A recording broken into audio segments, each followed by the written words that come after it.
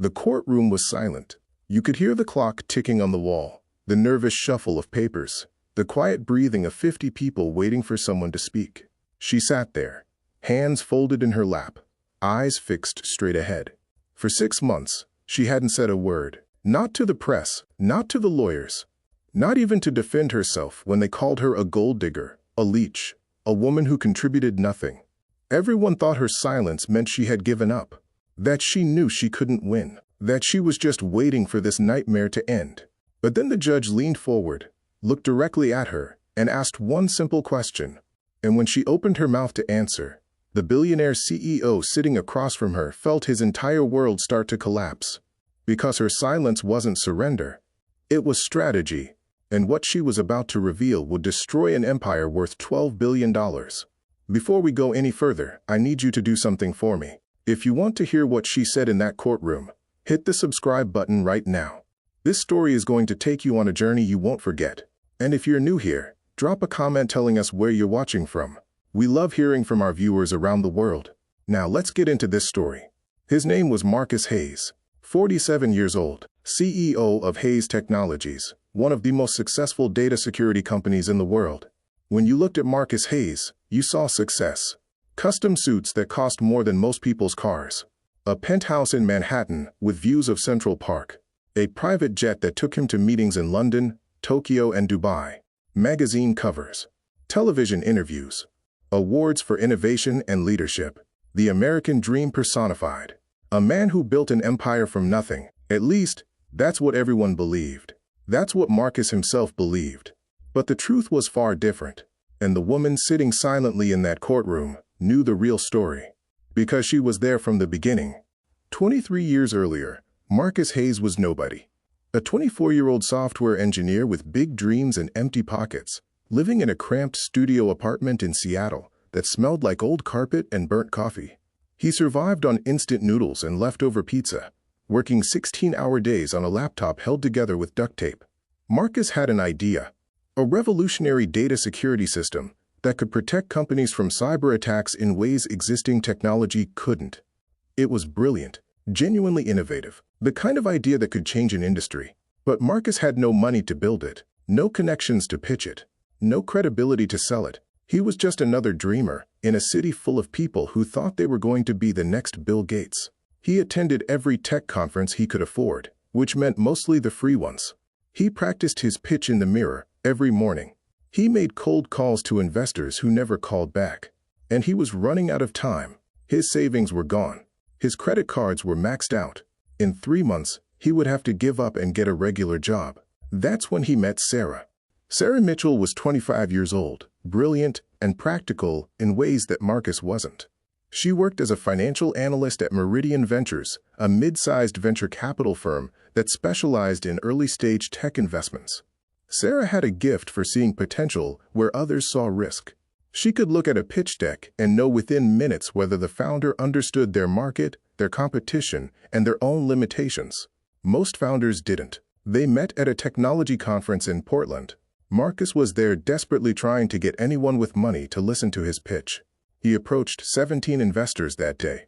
16 of them walked away before he finished his second sentence. Sarah was number 17. And she stayed, not for 30 seconds, for 30 minutes. She asked questions that no one else had asked. Questions about scalability, market penetration, and long-term competitive advantage. Marcus answered everyone, and Sarah realized something that would change both their lives. This wasn't just another dreamer. This was someone who actually understood what he was building.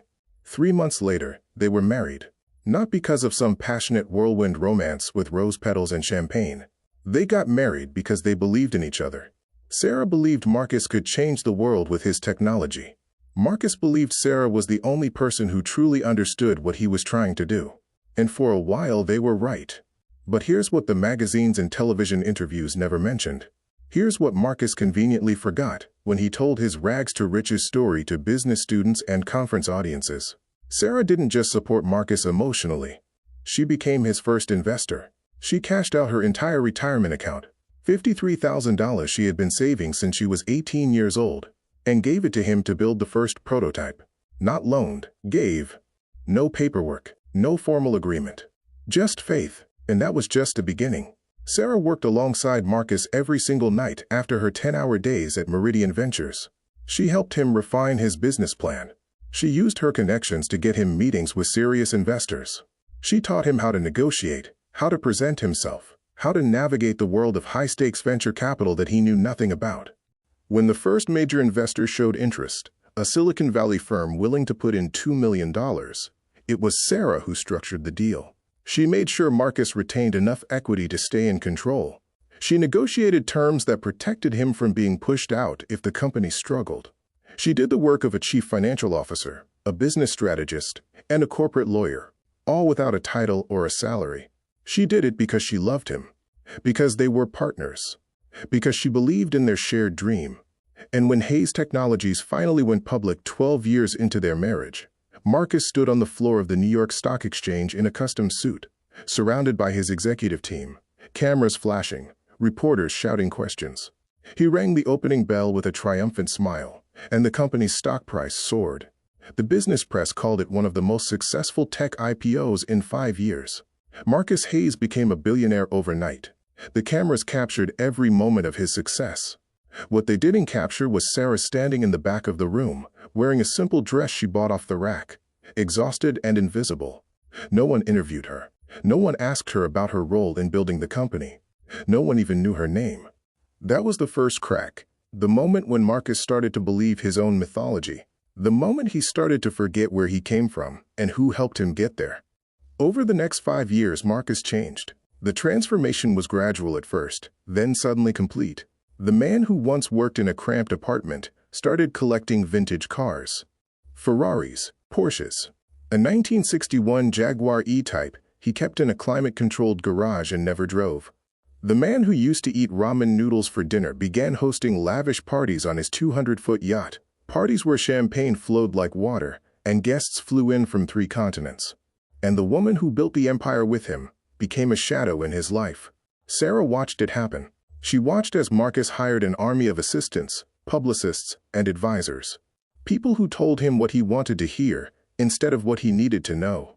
She watched as business trips became longer and more frequent, as late-night work sessions turned into unexplained absences. She watched as the man she married, the man who used to stay up late with her discussing ideas and dreams, became someone she no longer recognized.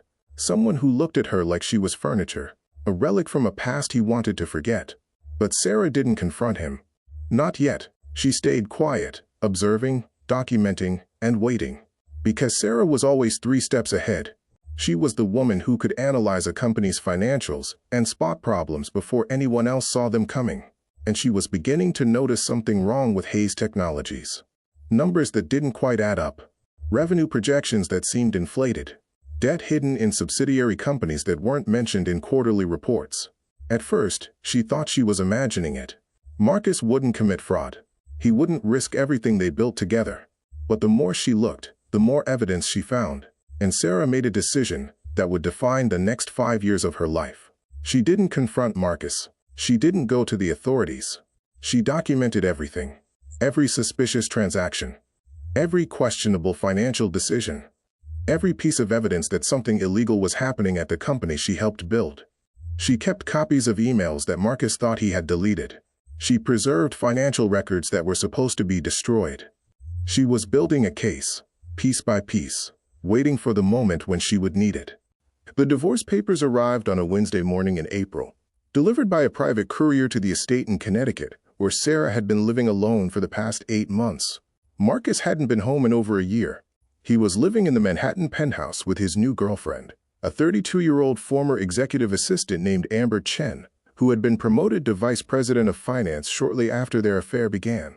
Sarah wasn't surprised by the divorce papers. She had been expecting them. What surprised her was how cold and calculated they were.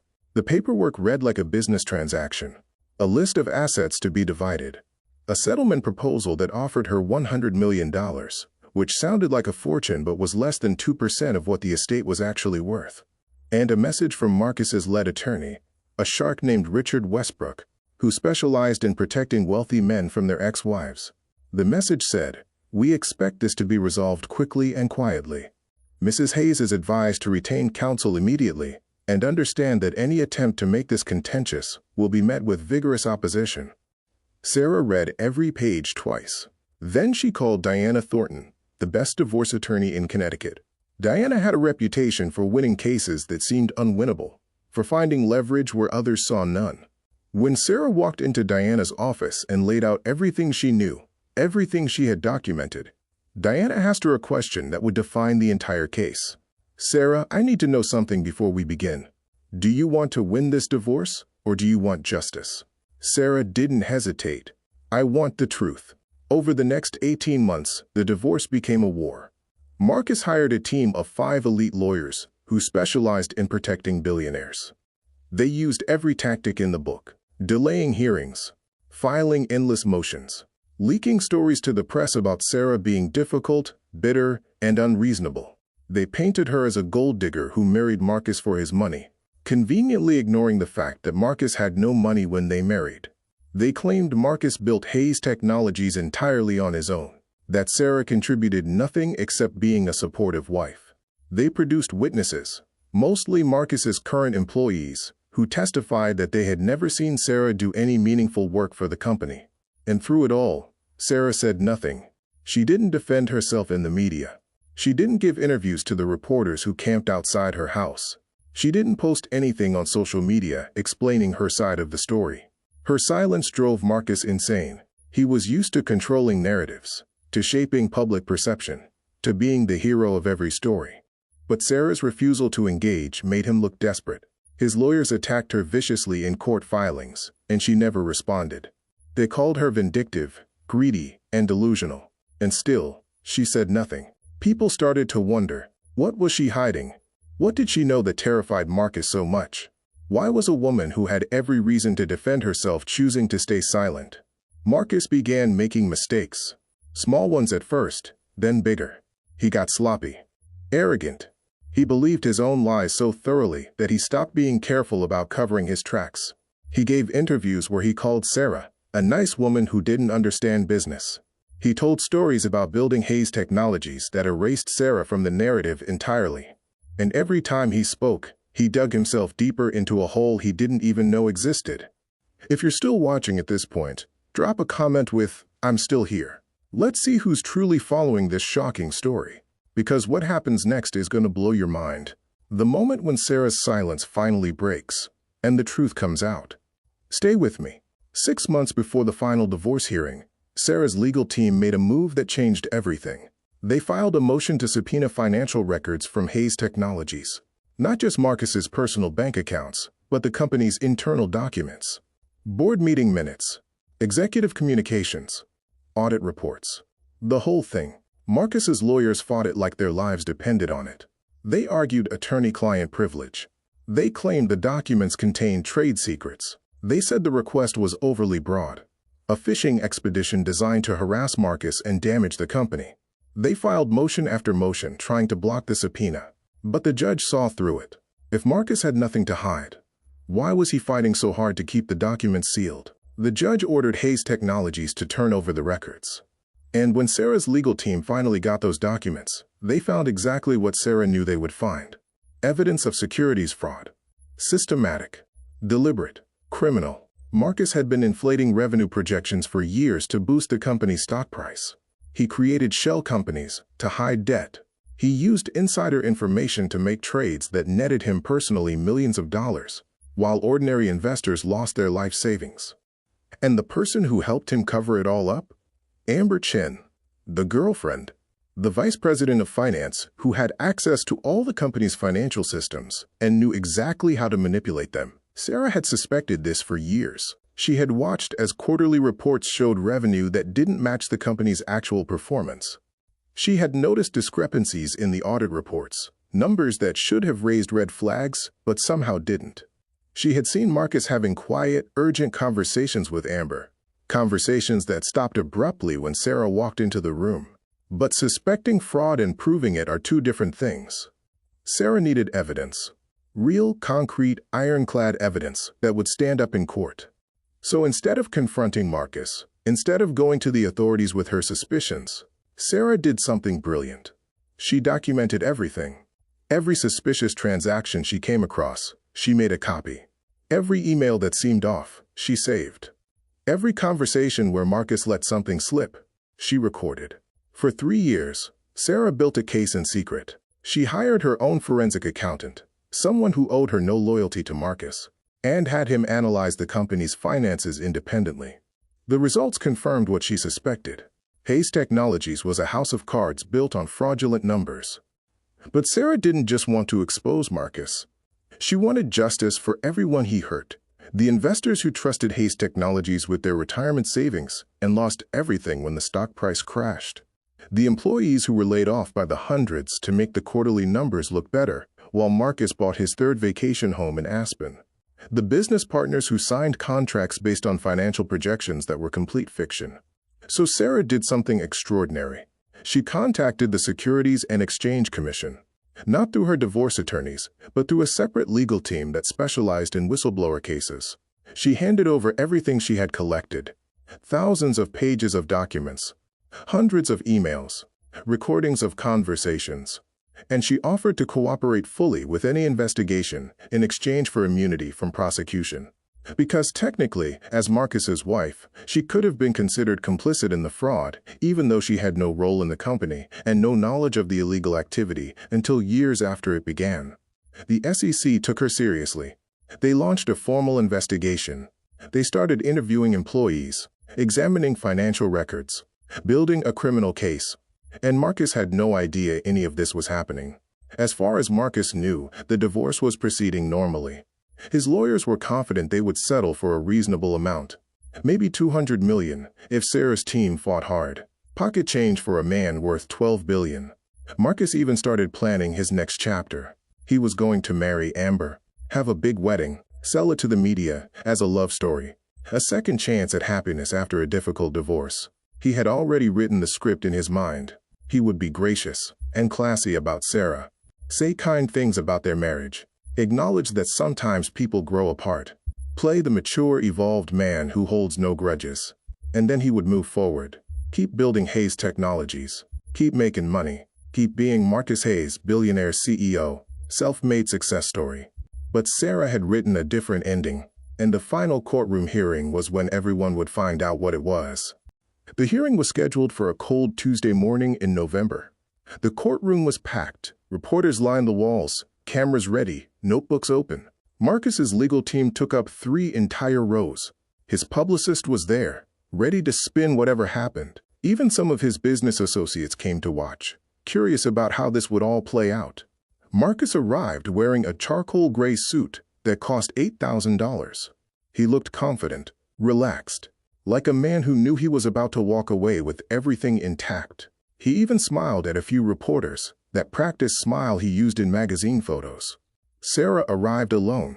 She wore a simple black dress, no jewelry except her wedding ring, which she still wore, even though the marriage was over. No makeup, her hair pulled back in a plain ponytail. She looked smaller than Marcus remembered, fragile, almost. His lawyers noticed and exchanged satisfied glances. This was going to be easier than they thought. She was broken, defeated, ready to take whatever they offered and disappear. The judge entered. Everyone stood. Judge Margaret Chin was 63 years old with 30 years of experience handling high-profile divorces.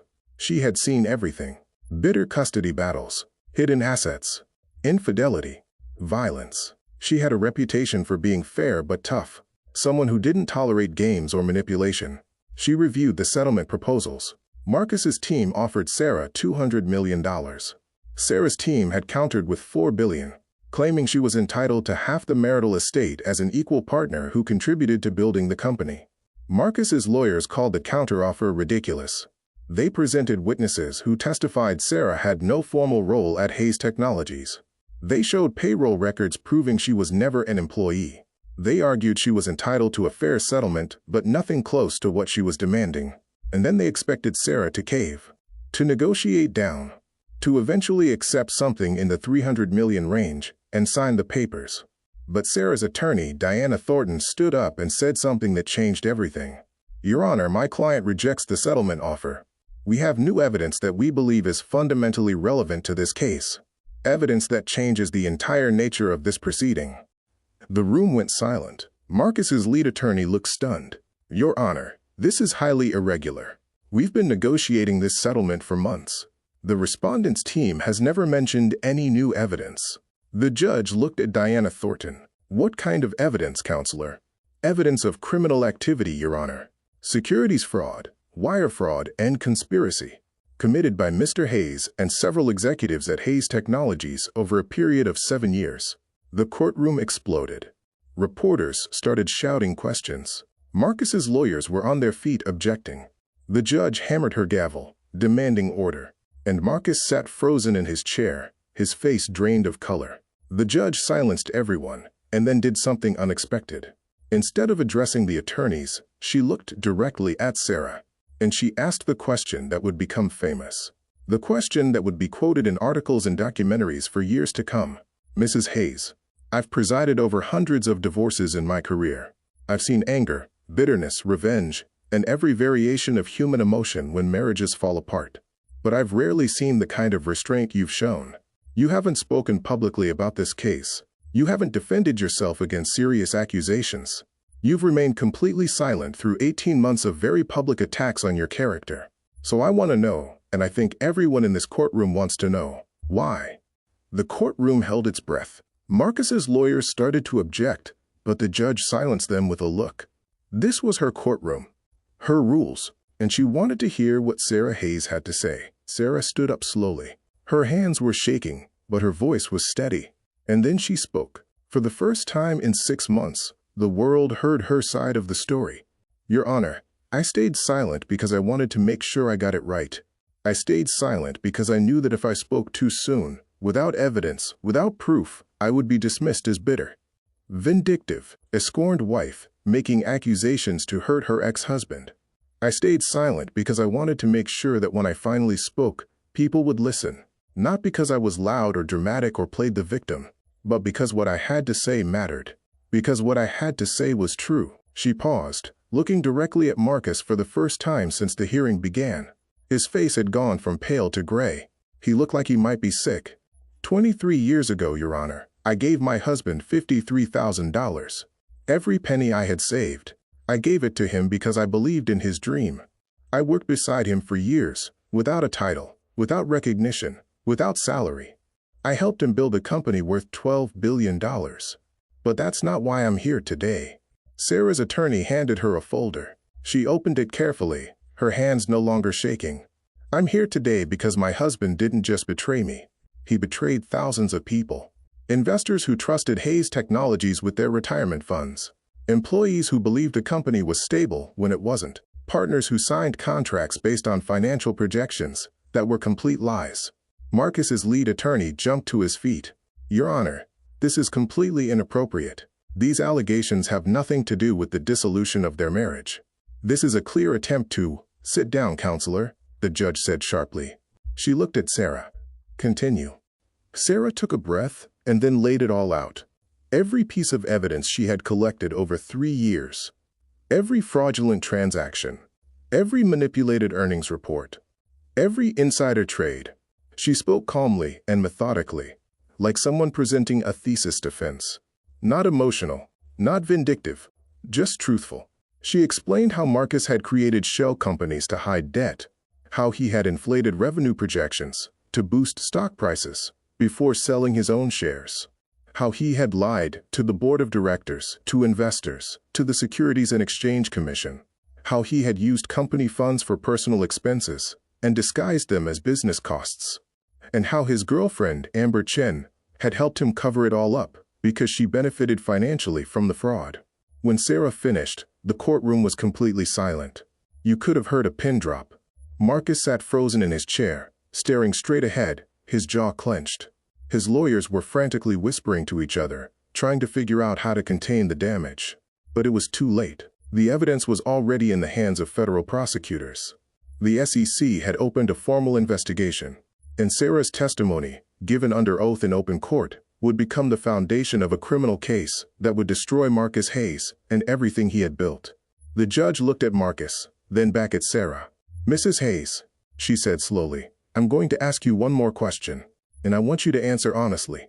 Did you stay in this marriage, knowing what your husband was doing? Did you remain silent while crimes were being committed? It was the question everyone in the courtroom wanted answered. Was Sarah complicit? Was she just as guilty as Marcus? Sarah met the judge's eyes without hesitation. I suspected for years, Your Honor. But suspicion isn't proof. And I knew that if I came forward with suspicions, without concrete evidence, I would be dismissed. I would be called paranoid, bitter, a wife looking for revenge. So I waited. I documented. I built a case that couldn't be ignored. I collected evidence that prosecutors could actually use. And I made sure that when I finally spoke, justice would be served. Not just for me, for everyone Marcus hurt. The fallout was swift and devastating. Within 72 hours of Sarah's testimony, the Securities and Exchange Commission filed formal charges against Marcus Hayes, Amber Chen, and 3 other executives at Hayes Technologies. The charges included securities fraud, wire fraud, insider trading, and conspiracy. The company's stock price collapsed. It lost 80% of its value in 2 days. Trading was halted multiple times as investors panicked. The board of directors held an emergency meeting and voted unanimously to remove Marcus as CEO. His assets were frozen, pending investigation. His passport was confiscated. The private jet was grounded. The yacht was impounded. And the man who once stood on the floor of the New York Stock Exchange as a conquering hero now stood in a federal courtroom wearing an ankle monitor, facing up to 20 years in prison. The divorce was finalized 6 weeks later.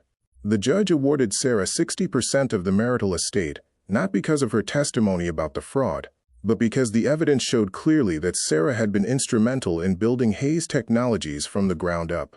Her initial investment of $53,000, her financial expertise, her connections that got Marcus his first real meetings with serious investors, her countless hours of unpaid labor in those early years. The judge ruled that Marcus's claim of being a, quote, self-made billionaire was not just inaccurate, it was offensive. Without Sarah's contributions, financial and otherwise, Hayes Technologies would never have existed. Marcus's criminal trial lasted 8 months. The prosecutors built their case on Sarah's evidence. Every document she had preserved, every email she had saved, every recording she had made. They brought in forensic accountants who testified about the systematic fraud. They interviewed employees who confirmed that Marcus and Amber had manipulated financial reports. They showed the jury exactly how Marcus had gotten rich while ordinary investors lost their life savings. The defense tried to argue that Marcus was simply an aggressive businessman, that he hadn't technically broken any laws, that the prosecutors were overreaching. But the evidence was overwhelming. The jury deliberated for less than 6 hours before returning guilty verdicts on all 12 counts. Marcus Hayes was sentenced to 15 years in federal prison. Amber Chen received 10 years for her role in the conspiracy. 3 other executives received sentences ranging from 3 to 7 years. And the investors who lost everything finally got a measure of justice, though no prison sentence could return the money they had lost. But the story doesn't end there, because what happened next changed Sarah's life in ways no one expected. Sarah took her settlement, $4.2 billion after taxes and legal fees, and did something extraordinary. She created the Hayes Foundation for Corporate Accountability, not named after Marcus, but using the name as a reminder of what happens when greed and fraud go unchecked. She hired teams of forensic accountants and lawyers to investigate companies suspected of wrongdoing. She funded whistleblower protection programs. She established scholarships for women pursuing careers in finance and technology, fields where they were still underrepresented. She created resources for investors who had been victims of corporate fraud, helping them navigate the legal system and hold companies accountable. And she spent the next decade of her life making sure that what happened at Hayes Technologies would never happen again. The media tried to paint her as a hero, a modern-day David who took down Goliath. Business magazines wanted to put her on their covers. Television shows wanted to interview her. Movie studios wanted to option her story. But Sarah always rejected that narrative. She gave very few interviews. She stayed out of the spotlight. She let her work speak for itself. In one of the rare interviews she did give, to a business journalist 3 years after the trial, she was asked, "Do you regret staying silent for so long? Do you wish you had spoken up sooner?" Sarah thought about the question carefully, the way she thought about everything.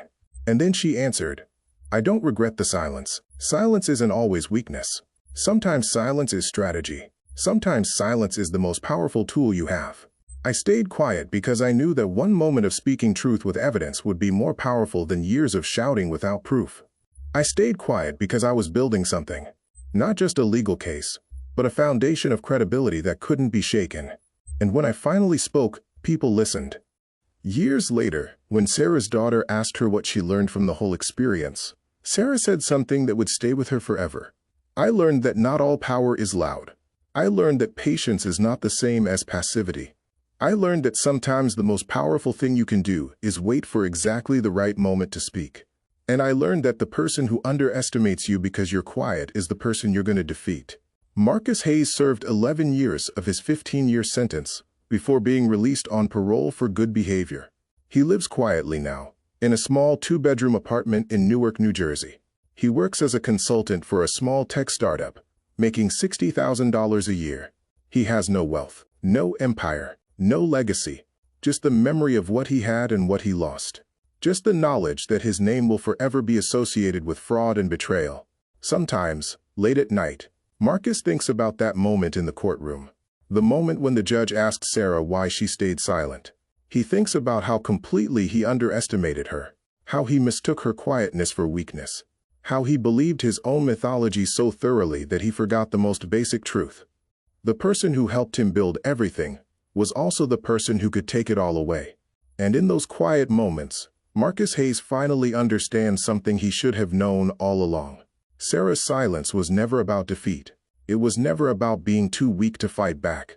It was about waiting, watching, collecting evidence, building an unshakable case, and choosing the perfect moment to strike. The moment when her words would matter most. The moment when the truth would be impossible to ignore. The moment when justice would finally be served. So let me ask you something, and I really want you to think about this. If you were in Sarah's position, what would you have done? Would you have spoken up immediately, risking being dismissed as bitter and vengeful? Or would you have stayed silent, collected evidence, and waited for the perfect moment to strike? And here's the harder question, the one that really makes you think. Do you believe Sarah was right to let Marcus's crimes continue while she built her case? Or should she have reported him the moment she suspected fraud, even without solid proof? I want to know what you think. Drop your honest thoughts in the comments below. Tell me where you're watching from. Tell me if you've ever had to make a choice between speaking up and staying silent. Have you ever been underestimated because you were quiet? Have you ever waited for the right moment to reveal what you knew? And if this story moved you, if it made you think about power, patience, and justice in a completely new way, do me a favor. Hit that subscribe button and turn on notifications. Because next week, we're bringing you a story that's even more unbelievable. We're going to tell you about a woman who disappeared for 10 years without a trace, leaving her family, her friends, and an entire community searching desperately for answers. And when she finally returned, the truth about where she had been and what she had been doing would shake everyone who knew her to their core. That's a story you absolutely will not want to miss. Until then, remember this. Not all battles are fought with words. Some are won with silence, with patience, with strategy.